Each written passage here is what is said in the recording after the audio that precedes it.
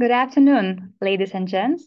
Welcome to this webinar. I'm Eglė Džiugytė, Head of Markets at Šiaulių Bankas, and your moderator for today.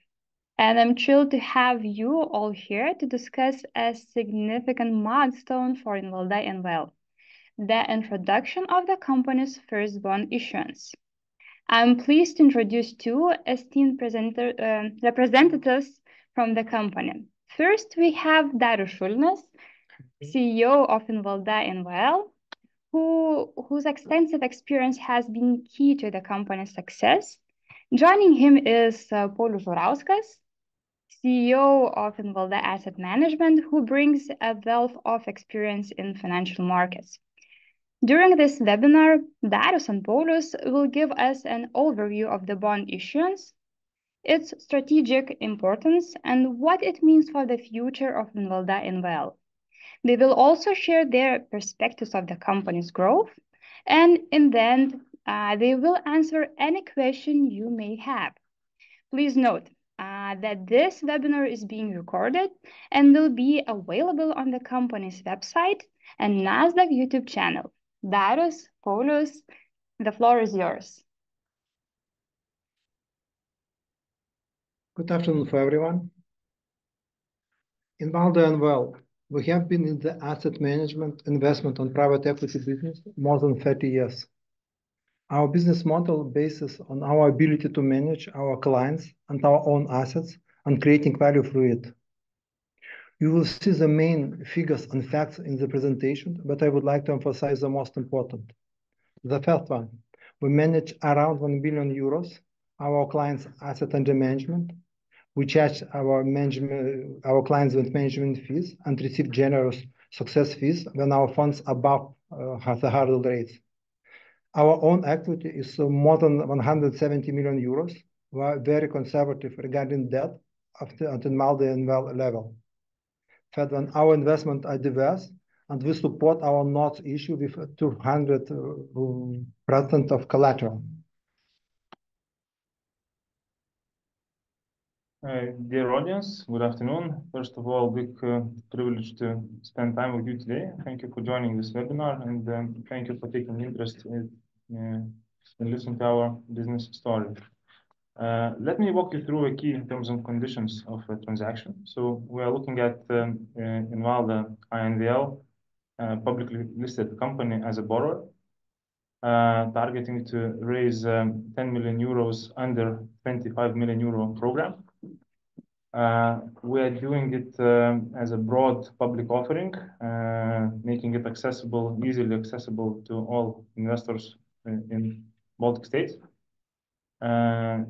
Transaction has minimum denomination of 1,000 euro. In terms of pricing, we have decided to, being a debut issuer, we have decided to run it as a little bit of a price discovery process. So investor can choose 7, 7.5 or 8% yield to maturity. And the level where we can generate 10 million euro transaction, we will set the pricing level for our transaction. The subscription has already started, and it will commence until next Wednesday, 1 p.m. Local time. Transaction has, as I mentioned, 3-year maturity, and the intention is to use the proceeds for general corporate purposes, mainly to refinance the outstanding debt arrangement with the bank. Also, what is quite important to point out that we are providing first ranking pledge of Šiaulių Bankas shares to support the transaction. And the value of the collateral at the issue date will exceed 20 million euro. So we are committed to maintain 2-to-1 coverage ratio basically at all times, and we will have semi-annual resets. And we feel that this feature provides our investors additional comfort.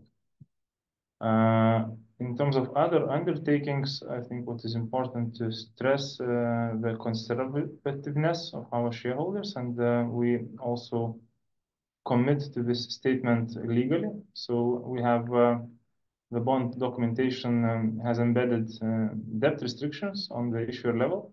So we are restricted to this bond program of maximum 25 million euro capacity. And as well, we have additional 10 million euro permitted debt basket from other financing sources, mainly banks. Moving into page 7.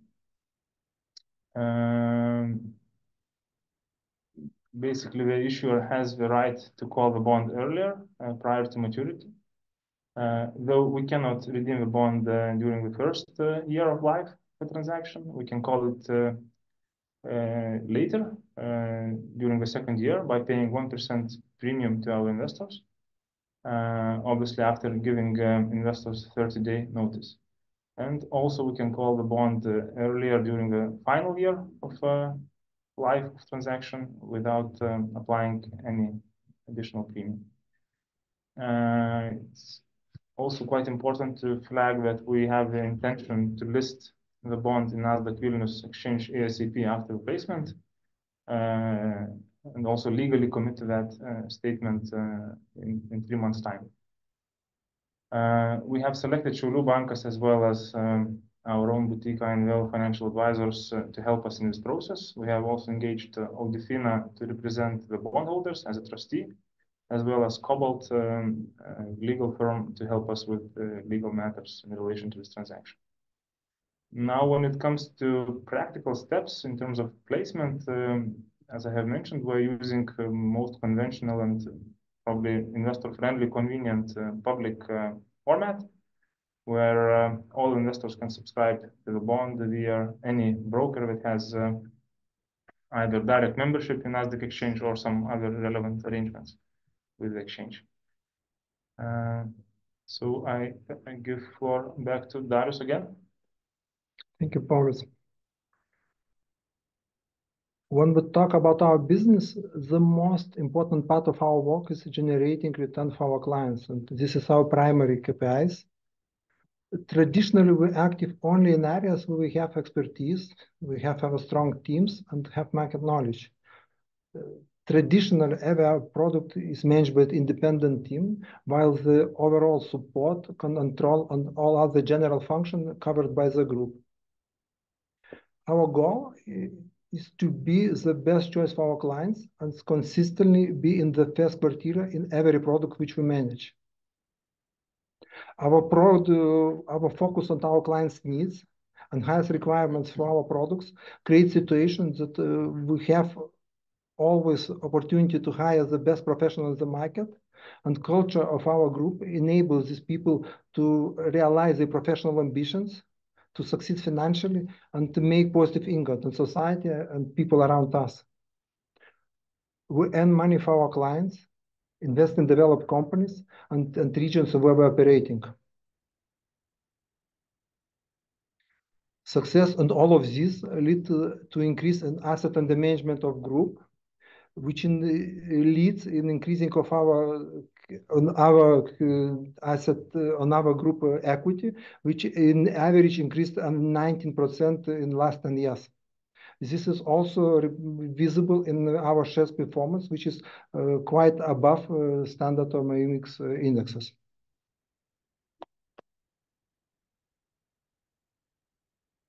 Looking at our history, historically, we started investing in 1991, and till 2014, we managed only our own money. It means that we worked directly from our balance sheet. This was very impressive and successful period. But since 2014, we have been working as a regulated asset manager and managing institutional and private money by creating funds and other vehicles in areas of our expertise. This period is equally important, and what is great from our perspective is that we earn money not only for Invalda and for Invalda shareholders, but also for our clients who invested together with us. Mm-hmm. This change allows us to expand our business, to increase volume, and earn money not only from our investments, but also from fees which we receive for managing portfolios and from success fees. The quite important part is that material value of Invalda INVL assets based on three main cornerstones. The first one is operational business, which is not visible in our books because according to FRS, we need accounting this on historical value, which is practically nothing. But at the same time, we know value of this business because it's cash generating, strong and leading business in the region. Another part is our investment in the group products, which we manage.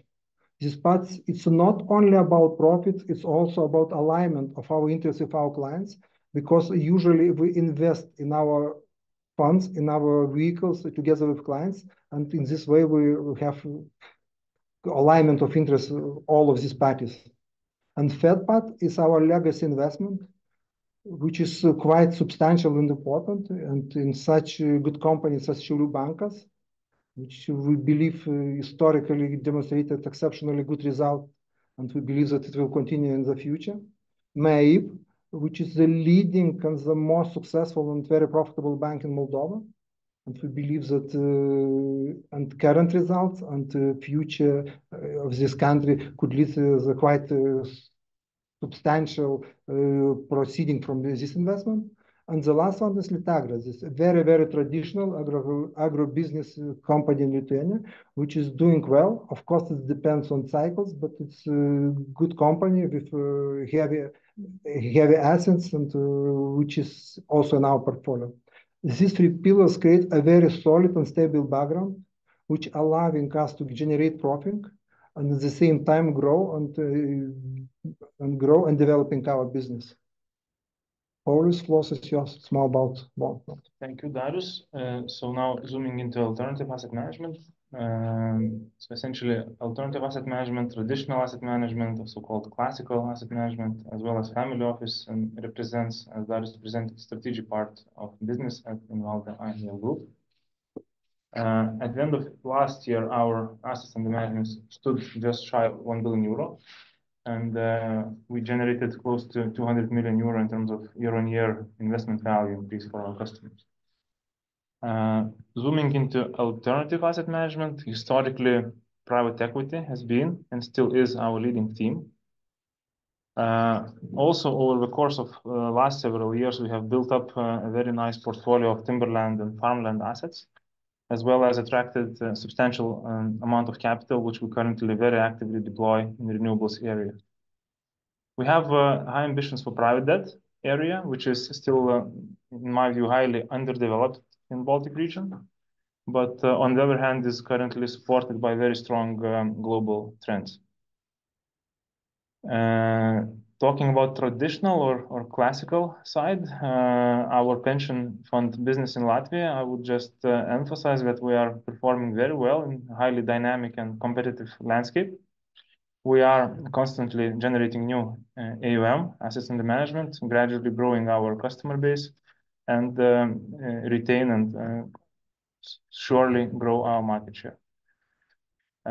Our family office offers 3 levels of services, from the very basic investment ideas, which we also very carefully select, to further designing and implementation of individual investment strategies, and finally, most sophisticated services that involve matters like family governance, wealth transfer planning, and other things. In Lithuania, we have a long-established tradition already, huge reputation and market position, and now we are aiming to replicate this successful franchise into other Baltic states. Let's move on. Now, this is the story of Baltic Sea Growth Fund, which is our flagship fund, and we are very, very proud of it. The fund was established early 2019 and has so far done 9 successful acquisitions along with many strategic add-ons. The fund is currently measuring 26% net return and 2 times money multiple. And this is at large generated by 3 out of 4 our first acquisitions in Medica, Eco Baltia, and MBL. And we believe that the money multiple number still has quite high potential to further grow once we just recently acquired businesses, and those businesses are still at quite early stages to see and generate positive impact to our portfolio and the impact that the fund is already making. Obviously, this year it's about, for us this year, it's the priority is to finalize the deployment of committed capital, and the fund will gradually turn into the exit mode. Therefore, today it's very natural for us to already discuss and talk about a successor fund, which we currently present under new brand. We label it as INVL Private Equity 2. And currently we are seeking to raise euro 215 million euros and have ambition to launch and run it as the largest private equity fund in Baltic states, with also investment focus of Baltics and Poland. Moving on. So I think Darius has already very nicely captured, but just to reiterate, value of our own investments into our own managed funds end of last year stood at 57.7 million. And it is quite substantial amount of our own balance sheet. It does align managers' interests with investors, as well as demonstrates our strong belief in what we do. Also, we believe that this is one of our core competitive strengths and makes us stand out compared to other industry players. Also, looking at Šiaulių Bankas, last week, Invalda INVL completed and acquired a further 11.7 million units, which is 1.77% of shares of Šiaulių Bankas from EBRD. And this is the final leg of transaction, and it was executed in multiple steps. And value of this transaction is euro 7 million. So after this transaction, Invalda INVL currently holds 19.93% stake in Šiaulių Bankas. Also, we own just shy of 80% shares in largest bank in Moldova. The bank is, as Darius presented, very profitable, and overall trajectory of development with MIB makes it a very successful investment case for us and our investors so far.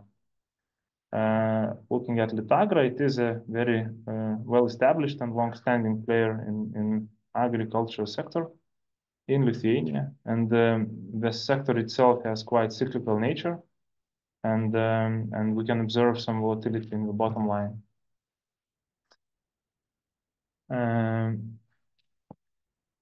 Looking at our balance sheet and income statement, I would like to outline a couple of numbers.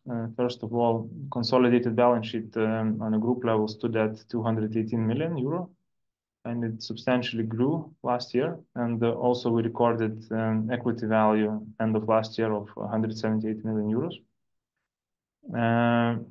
which might be somewhat boring for most of the audience, but I think it does require good explanation. And as you can observe, our structure of balance sheet and debt layer has substantially grown last year, and this is in the context of completion the merger of Šiaulių Bankas, where we essentially exchanged retail business for the shares of the bank. And the transaction itself was structured as exchange of business for shares, and as a result, Invalda INVL incurred debt, which has by large accounting, not economical nature. Invalda has received Šiaulių Bankas shares and incurred debt towards subsidiaries, namely INVL Life and INVL Asset Management, while subsidiaries transferred business to Šiaulių Bankas and incurred receivables from the mother company of the same value. So the debt, 54.9 million euros, that is reflected here, as I mentioned, has accounting nature, and it will be eliminated in the coming quarters, either via dividend uplift or share capital reductions in respective subsidiaries. I would like to outline that external financial debt on the issuer level was below 6 million euro end of 2023. Also, our debt ratio is considered to be very low, and shareholders, just again to reiterate, are committed to maintain such conservative debt policy going forward. It is not just our verbal message, it's also our legal commitment that is embedded in the bond documentation through debt restrictions. And finally, last but not least, in 2023, we have recorded the highest ever earnings for a group, which were to a large extent driven by transaction I just presented, as well as strong performance of other investments that we hold. And let's push on. So in a bit more detail in terms of collateral, so to secure the bond, we are pledging 29 million shares of Šiaulių Bankas, and as of today, it gives us more than 2 times over collateralization of the issue. And in case of a negative market price dynamics, if Šiaulių Bankas shares falls in value, we are committed to maintain 2-to-1 coverage, 2-to-1 coverage via semi-annual resets, and it will be based on the average price of Šiaulių Bankas shares during that period. And I don't feel I need to spend a lot of time to talk about the strategy and performance of the bank. I'm sure that investors have various other formats to familiarize with the bank and hear directly from the management. I would just outline and emphasize the credit metrics of the bank. So the bank is rated Baa1 by Moody's, which is very solid and strong investment grade rating, and also the bank enjoys a stable outlook from the agency. Moving on, again, just final stroke on the collateral. So collateral, I would say, is as liquid as it can get in Baltic states. From the liquidity standpoint, Šiaulių Bankas shares are among top 3 most actively traded instruments in Nasdaq Baltic consistently over the last 3 years. And you can see in the chart that daily turnover at times exceeds 1 or 2 million euros a day.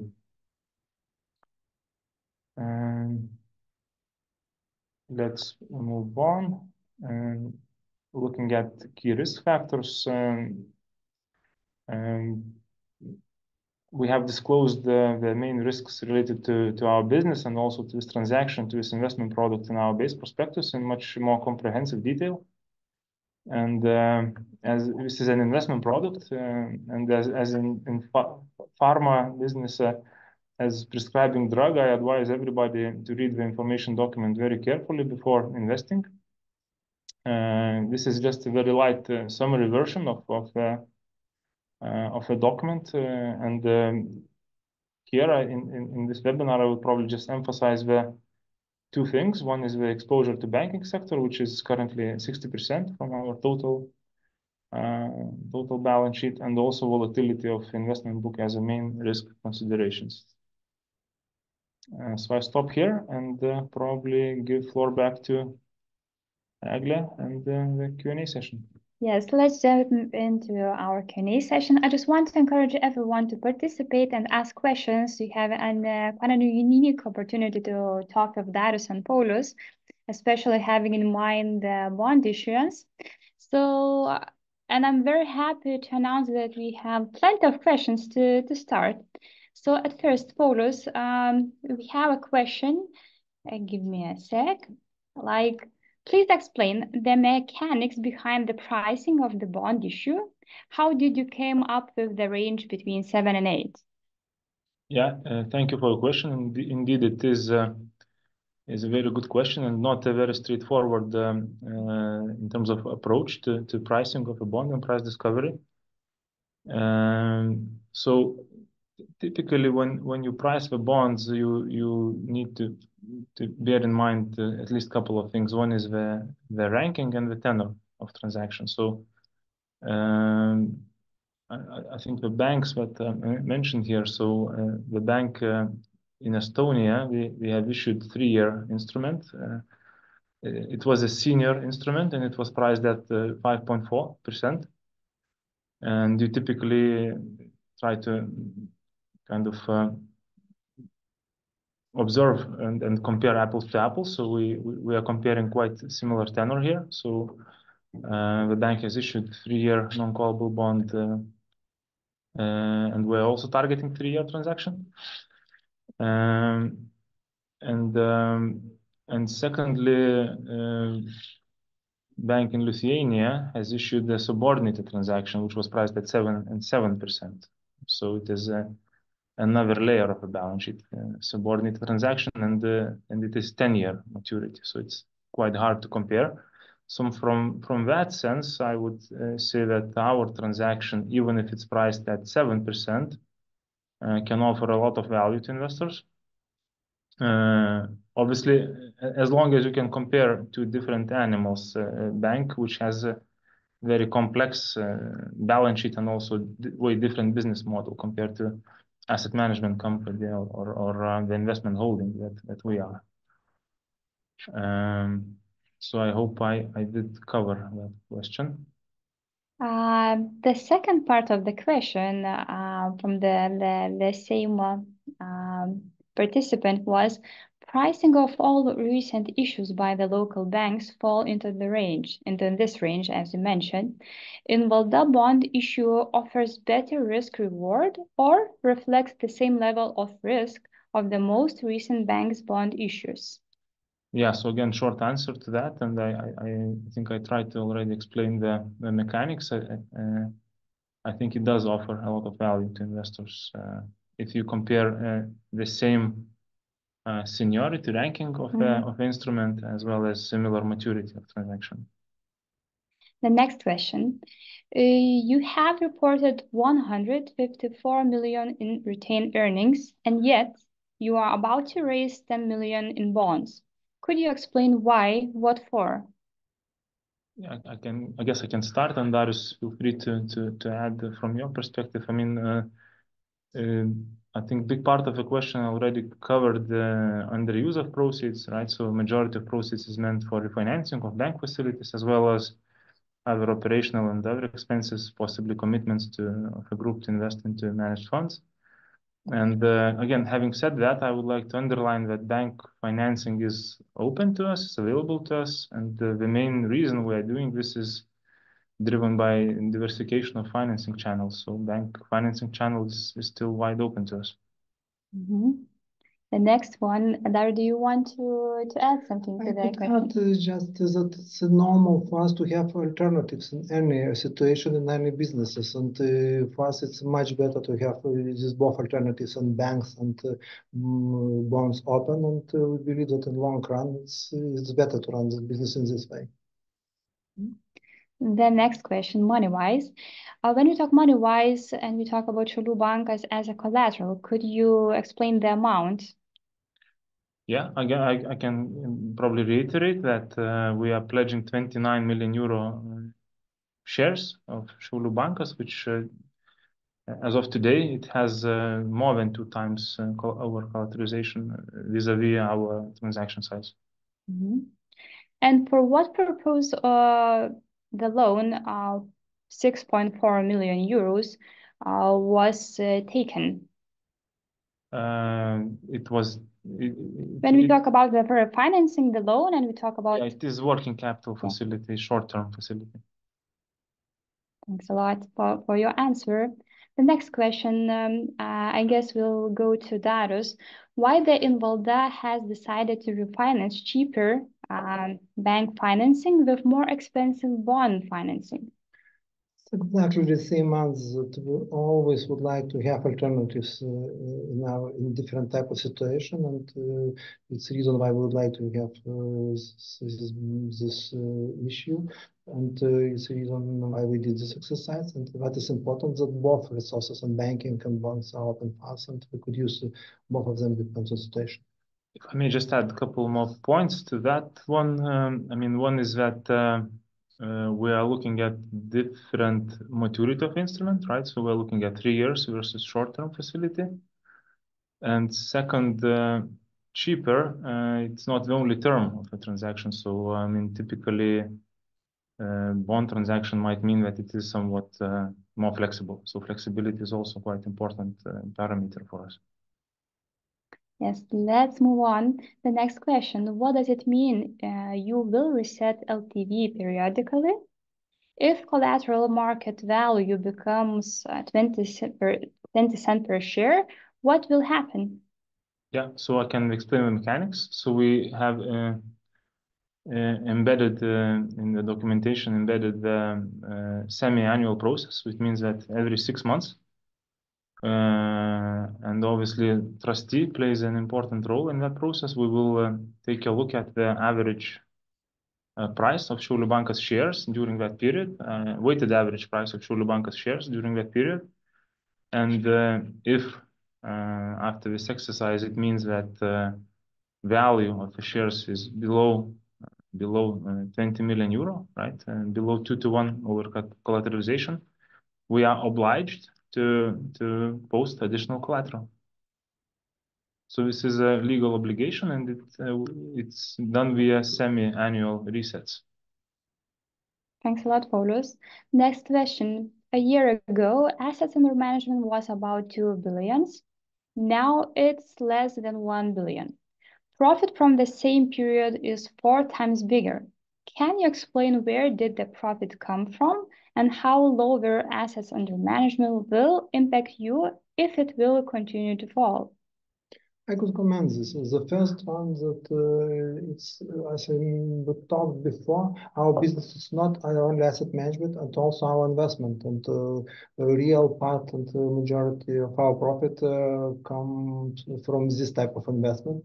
Therefore, it's impossible to compare year to year, and it's not purely correctly correlated with asset under management in different situations in different years.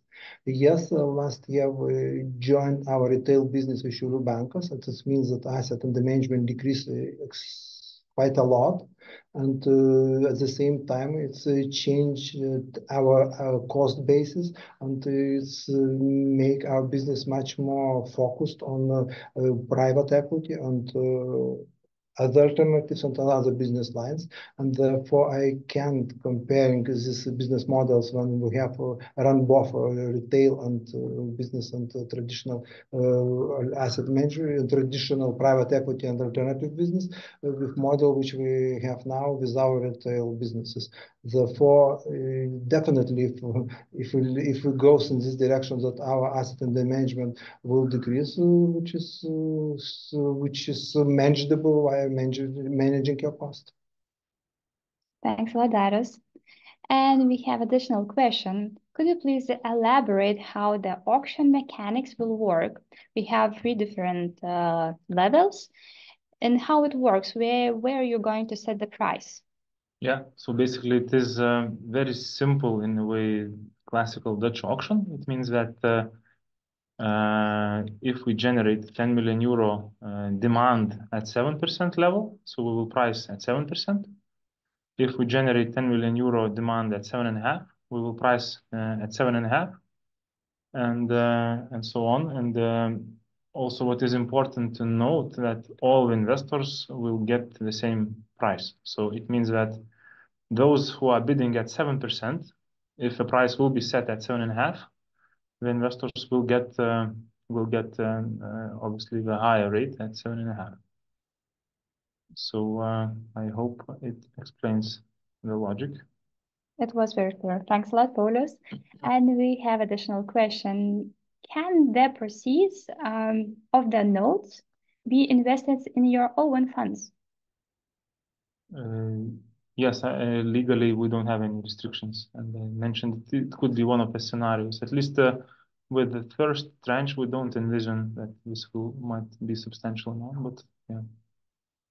Eglė, I'm getting a signal that maybe we are presenting quite boring slide here, risk factor slide. So maybe let's go to the more interesting part. It's our contacts. So feel free to use them, use it and abuse it. How markets say. So I hope that will be much more attractive to watch. But I have more additional questions. And how do you plan to buy back bonds when maturity comes? What's the exit plan? I could comment on this.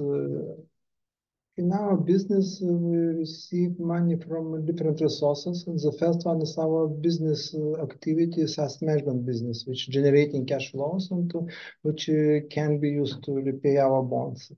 Another one, which is even larger, if we talk specifically about cash flows, is dividends which we receive from our investments, from the investment in Šiaulių Bankas, in MEB, in Integra, and from other investments.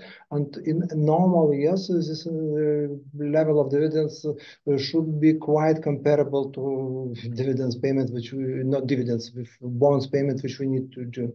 And the last one that it's normal cycles, and we are in private equity business, that time to time we sell our assets and time to time we receive money from our investment. And all of these resources for cash flows, so it's quite clear and purely enough to repay these bonds. Thanks a lot, Darius. The second one, could you please comment why the liquidity ratio for Invalda has decreased last year?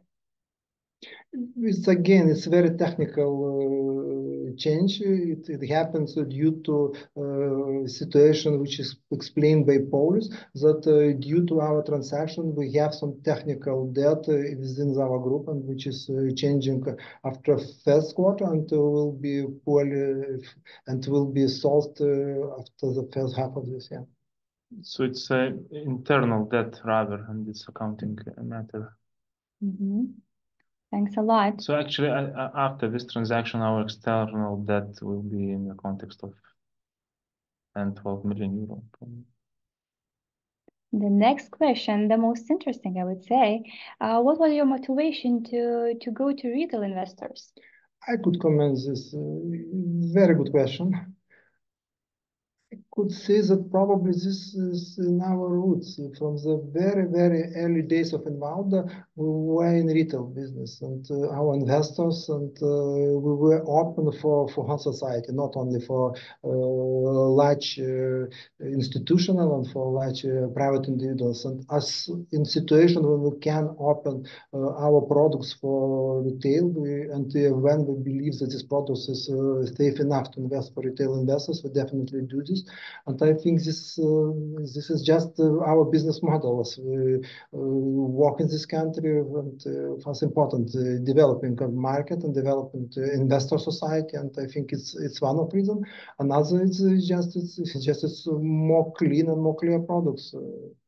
Policy, if you add something to this. Exactly, I think we also try to design it in the most investor-friendly approach, in a way that it's very convenient for investors to access our bonds. So essentially, we are all Baltic investors through their broker, and can quite straightforwardly access our transaction. Thanks. The next question, could you please explain how you're going to keep your collateral in case of thefts?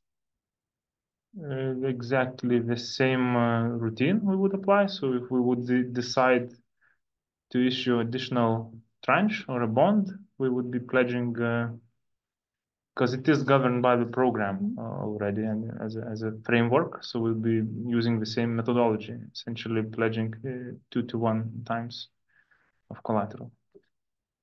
I have one question I want to answer by myself. Sorry, Paulius and Darius, but this one I love it, because the question is, if I place bid at 7% and transaction will go at 7.5, so I will get it at 7.5 level. Yes, of course, I love to bring good news, so I have to answer to this question by myself. Yes, of course, you will get 7.5.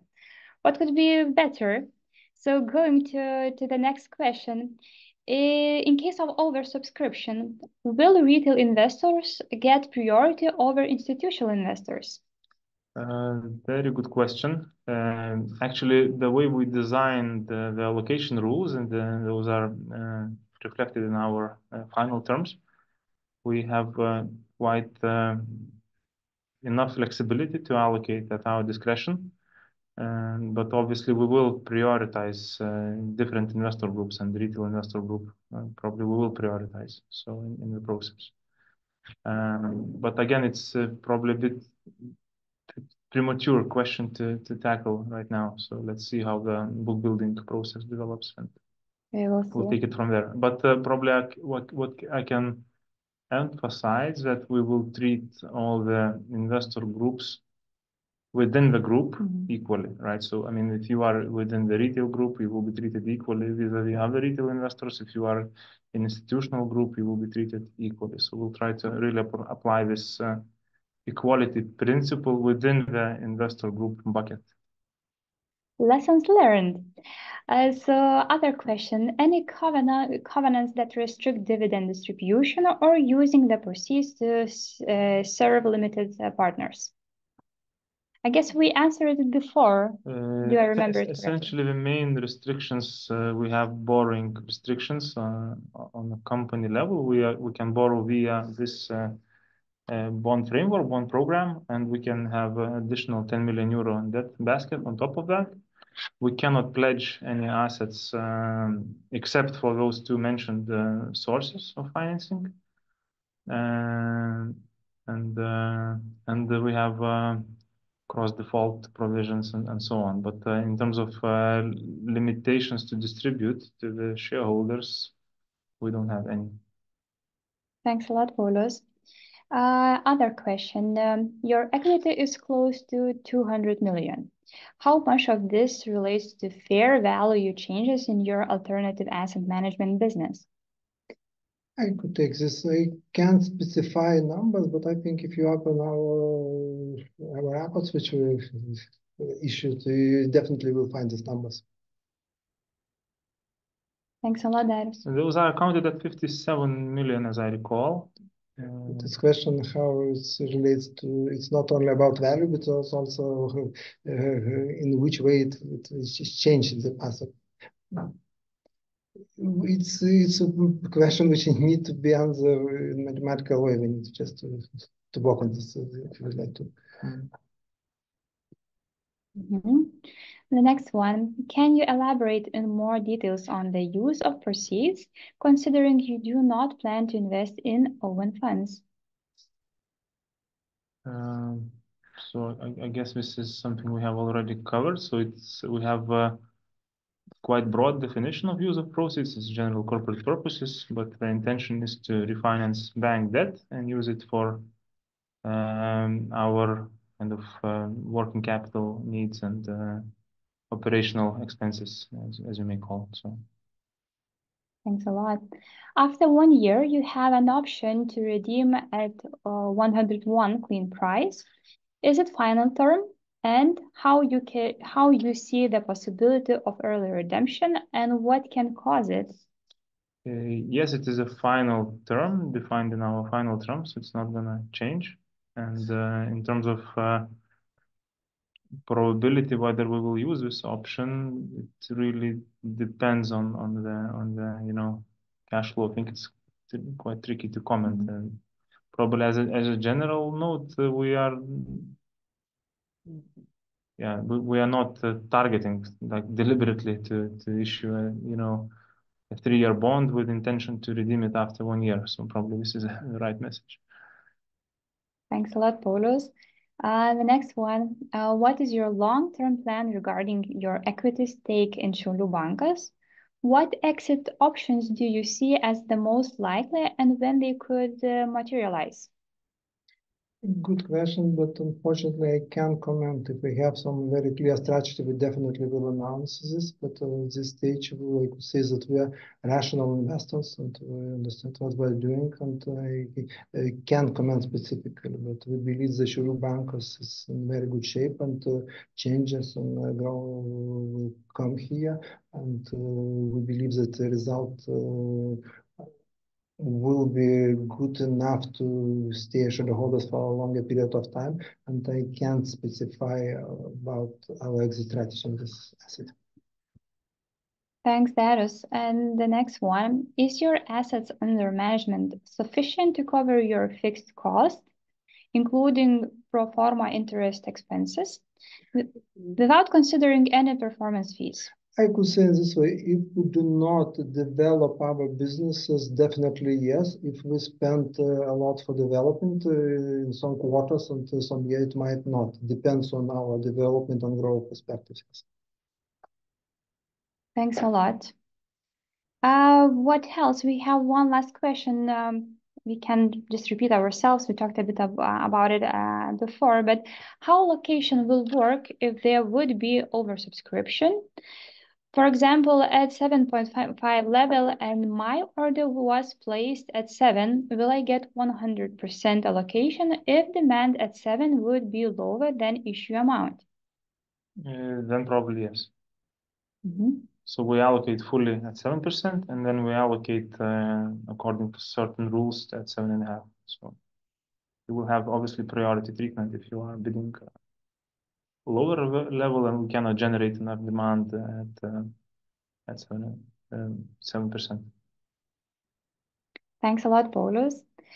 So the advice would be to de-risk the transaction from your perspective. I would advise to bid at 7%.